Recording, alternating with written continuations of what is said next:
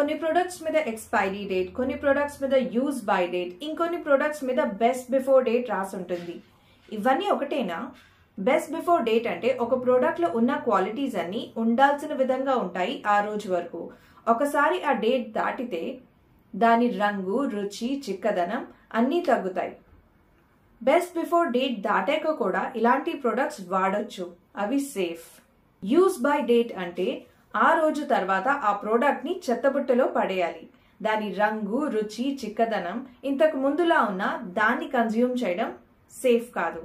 Generally dairy products, fish, meat products, precooked foods, కంపల్సరీగా refrigerate చేయాల్సిన foods మీద use by date రాసి ఉంటుంది. ఇన్స్ట్రక్షన్స్ సరిగ్గా ఫాలో అవ్వకపోతే ఇవి కన్జ్యూమ్ చేయడం వల్ల ఫుడ్ పాయిజనింగ్ కూడా అవ్వచ్చు. అలాగే ఎక్స్పైరీ డేట్ కూడా ఆ డేట్ తర్వాత ప్రోడక్ట్ వాడకూడదు అని ఇండికేట్ చేస్తుంది.